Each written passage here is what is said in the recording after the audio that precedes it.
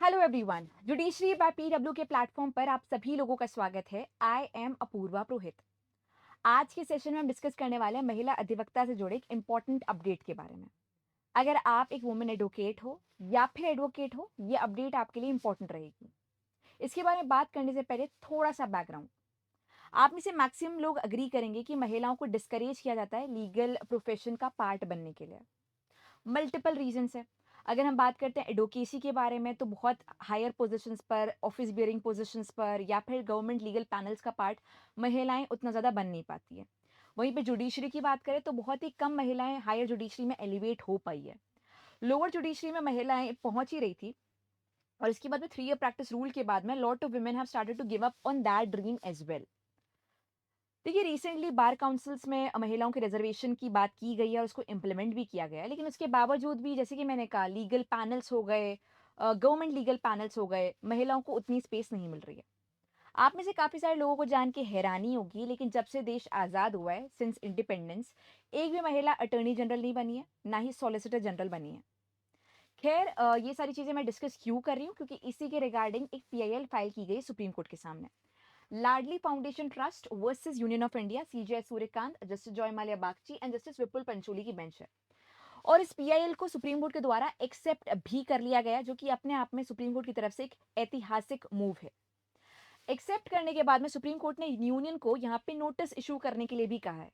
तो यहाँ पे डिमांड क्या क्या है, पहले उसके बारे में बात करते हैं। स्टेप नंबर 1, पिटिशनर और उनकी डिमांड्स के बारे में बात करते हैं।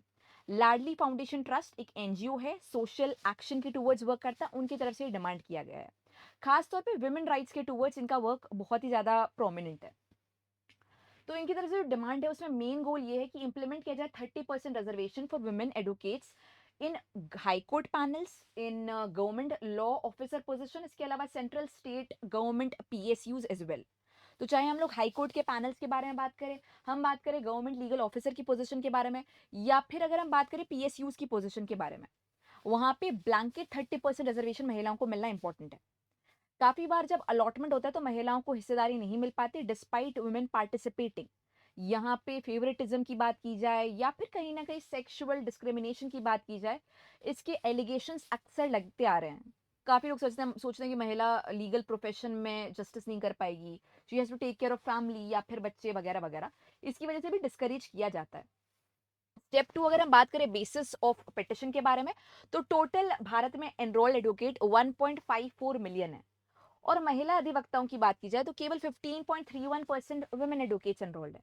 और ये भी हम लोग केवल एनरोलमेंट के बारे में बात कर रहे हैं। इसके बाद में कौन आगे बढ़ पाता है, कौन पार्टिसिपेट कर पाता है, वो एक बहुत ही दूर का सपना है। तो declining representation in the positions of authority, office bearing position, इसके अलावा लीगल पैनल्स एज वेल।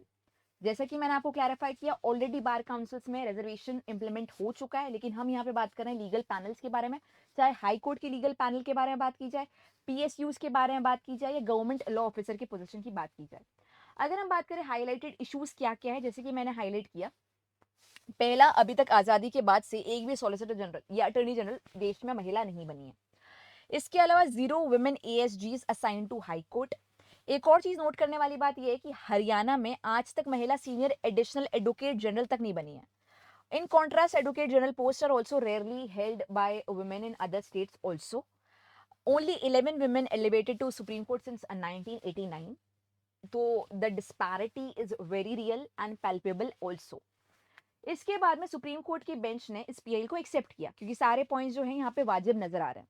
इसी के साथ साथ में यूनियन को यहाँ पे नोटिस इशू किया गया है कि यहाँ पे रिस्पॉन्स दीजिए कि क्या ये पिटिशन को सस्टेन किया जा सकता है, क्या बदलाव किए जा सकते हैं, इन सारे पॉइंट्स को हाईलाइट करते हुए।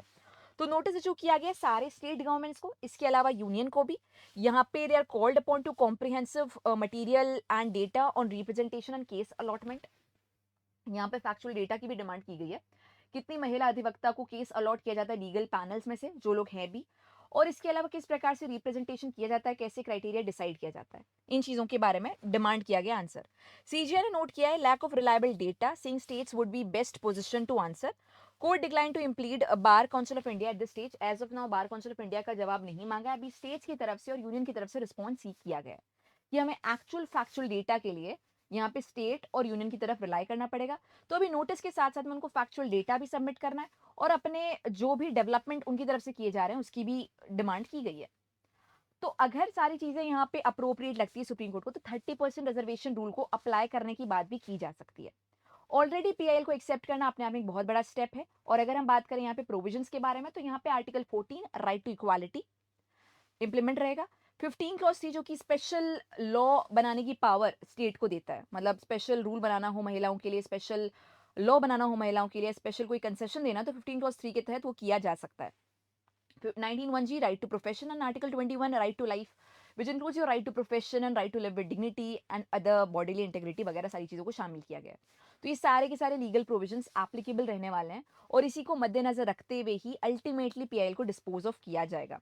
लेकिन कुल मिला के एक टिल्ट नजर आ रहा है towards favouring reservation by the supreme court. आपका ओपिनियन क्या है उसे कमेंट में ज़रूर बताना। इसके अलावा अगर आप एक महिला हैं या फिर महिला नहीं भी हैं, एक एडवोकेट है और अल्टीमेटली आपका गोल जज बनने का है, तो आप नवनीति जुडिशरी फाउंडेशन बैच 3.0 में एनरोल कर सकते हो, जिसमें प्राइस केवल 25,000 रुपीज़ है और इसकी वैलिडिटी 4 ईयर्स की रहती है। यहाँ पे major laws, minor laws, specific laws, mock test, MCQ practice question को भी शामिल किया जाता है।